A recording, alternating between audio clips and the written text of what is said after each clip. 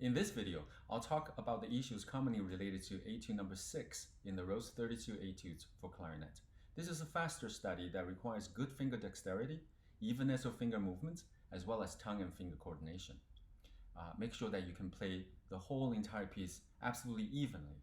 We are, of course, conditioned to want to push buttons on the clarinet, especially when we're a bit nervous.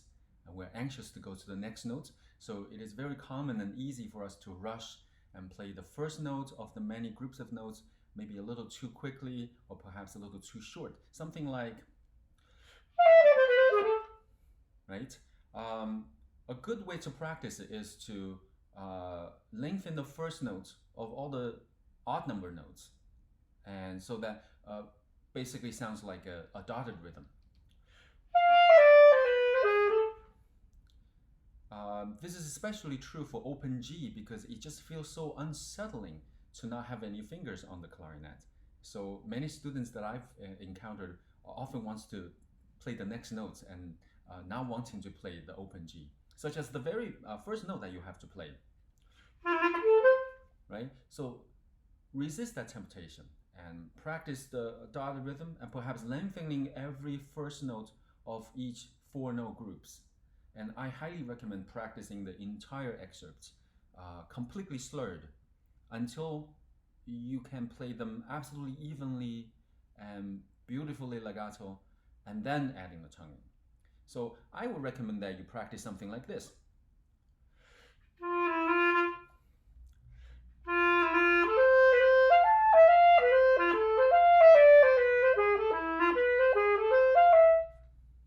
Or this.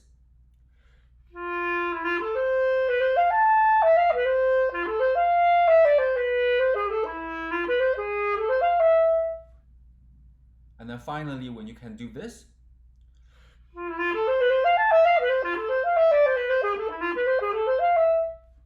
and then adding the tongue in. Make sure that you allow each note to speak nicely. Don't clip them, especially at the end of a slur or right before you need to breathe. Use plenty of air and your diaphragm to support your articulation. It's very easy to sound like this. Clipping the notes too short. I often find that it's better to actually allow the notes to speak and still shape the notes beautifully and give them a certain resonance as well as ring to it, even though there may be a staccato marking on the notes. There's a legendary clarinet professor by the name of Leon Rashanov. You may still be able to find lots of videos on YouTube of him teaching master classes. He was famous for bringing whiteouts, or those correction fluids. He would go to a student and white out all the staccatos, because when we see those markings in score, our instinct is to really react to it and try to do too much, and as a result, none of that actually sounds so good. So make sure when you play it, still allow all the notes to speak beautifully. Something like this. Even though you have to play a very short note, it still sounds ringing and beautiful. Make sure that you create a perfect environment, like I mentioned in the other video about number 21, to create a perfect environment for your reed to vibrate in the register that you intended, namely some of the higher clarion notes, such as that B, and many other instances in this etude. The way to practice it is, like I mentioned in the other video, you can perhaps play a B without the register key. So play a low E, not the lowest E, but like the throat tone E, and then try to produce a B beautifully. And not only that, perhaps you can add some repeated tonguing as well. And if you can do that beautifully, that it would greatly help you if you actually use the correct fingerings and in context. This etude also features a lot of chromatic passages, namely many accidentals. Make sure that you use the most efficient fingerings instead of the fingering that you are used to. One good example is the throat tone F sharp. Many of you like to use the side key, which comes very handy but perhaps this fingering may not be the best for all instances. For example, coming off of C,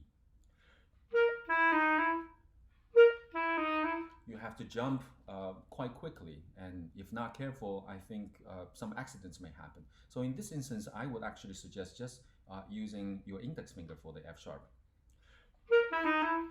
So practice how you flip back and forth. I know it sounds a bit scary, and you've been perhaps avoiding flipping on the clarinet all your life, but perhaps it is time to practice that, and it's a very useful skill to have as well. Finally, play with a full resonant tone. There are not that many dynamic markings in this piece, depending on the additions that you may have. Sometimes perhaps there are not any.